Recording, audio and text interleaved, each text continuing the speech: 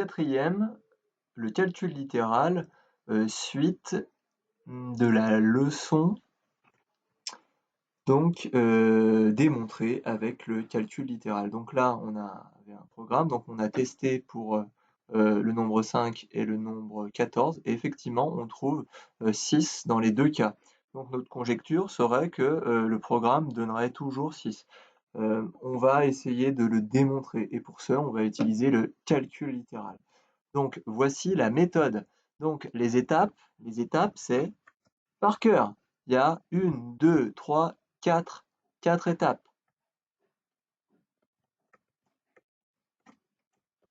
OK?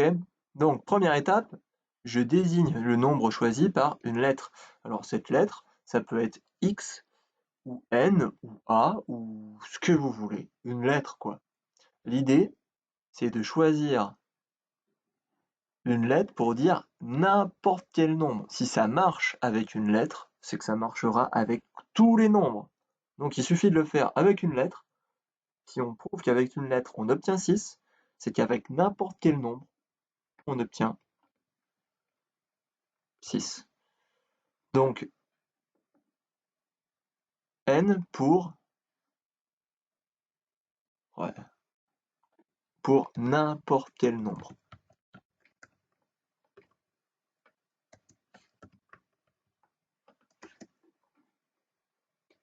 Alors en fait, on choisit n.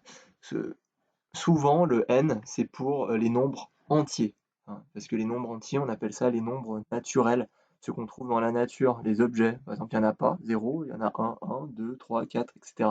On parle de nombres naturels, donc de nombres entiers, et de surcroît positifs. Mais là, ça marche, vous verrez, ça peut marcher avec les nombres négatifs, les nombres décimaux. Là, c'est une blague, hein, quand je dis n'importe comme le ne, là, c'est pour dire pour tous les nombres, d'accord? Donc ensuite, deuxième étape, je traduis, donc vous encadrez ça, je traduis le texte de l'énoncé par une expression mathématique, c'est-à-dire par en calcul littéral, d'accord? Ça, une expression mathématique, c'est-à-dire en calcul littéral. Donc première étape, on choisit le nombre n, bim, c'est fait. Ok. Euh, Ajouter à ce nombre 3. Donc voici ma deuxième étape. L'astérix, il n'est pas indispensable d'écrire les phrases. Ouais, ouais, effectivement, on pourra écrire les trucs à la suite. Bon, c'est juste qu'on écrit seulement ça. Voilà, hein. Ça, c'est pas la peine de l'écrire. Effectivement, vous verrez, on va faire d'autres exos. Et voire même, on peut le faire en un seul coup. Mais de calme. Donc, deuxième étape, voilà, on traduit. C'est quoi ensuite? Ah oui, multiplier le résultat par 2. Alors, l'erreur, ça serait d'écrire un truc archi faux, ça serait d'écrire 2 qui multiplie n plus 3. Et là, ça serait archi faux. Pourquoi? Parce que quand j'écris ça, la seule en fait, le problème, c'est qu'il n'y a que n qui multiplie. Or, moi, je veux que tout le résultat précédent soit multiplié. Donc, mon résultat précédent, c'est n plus 3. Donc, surtout, qu'est-ce qu'il ne faut pas oublier? Vous allez me les repasser là en rouge correctement, hein. Il ne faut surtout pas oublier les parenthèses. Ok?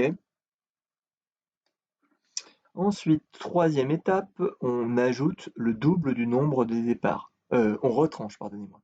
On retranche le double du nombre de départs, du nombre choisi au départ. Donc, je réécris mon 2 facteur de n plus 3 et je retranche, donc j'enlève, je soustrais le double de n, le nombre de départ. Je vous rappelle que n, c'est le nombre qu'on a choisi au départ. Ok. Et donc, voici mon expression finale. En fait, je l'avais déjà. On peut lui donner un nom, grand A. Et qu'est-ce qu'on va faire? Le résultat du calcul, c'est ça. Et qu'est-ce qu'il faut faire? Bah, c'est écrit ici. Maintenant, étape 3, je développe, puis je réduis. D'accord? Je développe et je réduis l'expression littérale trouvée. On aurait pu directement écrire l'expression, hein. On aurait pu dire, bah tiens, j'ai un nombre, n, j'ajoute 3, hop, je multiplie tout par 2, donc je rajoute des parenthèses, je multiplie par 2, ah, et puis j'enlève le double du nombre de départ. C'est bien ce que ça dit. Ok, maintenant, on va donc développer et réduire. Qu'est-ce que vous avez reconnu? Oui, c'est une simple distributivité. Donc j'ai 2 fois n qui va me donner 2n, et ensuite j'ai 2 fois plus 3 qui va me donner 6. Donc j'obtiens 2n plus 6 moins 2n. Les 2n s'annulent. 2n moins 2n, bah, ça fait 0n, donc il n'y a plus de n, et il reste 6.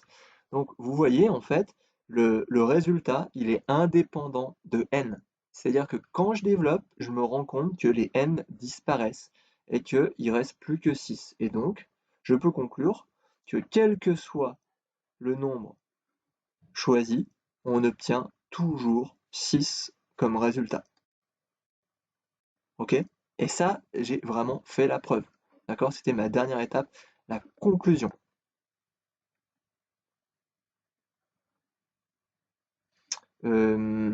Alors c'était évident. On vous dit, on prend un nombre, on ajoute 3, ok, et ensuite on multiplie le tout par 2. Donc ça veut dire que mon nombre de départ et 3 ont été multipliés par 2. Quand j'enlève le double du nombre de départ, eh bien je fais disparaître le double du nombre de départ.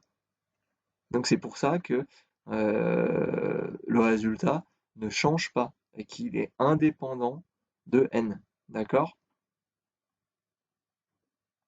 Voilà, pour la leçon, ensuite on va faire les exercices.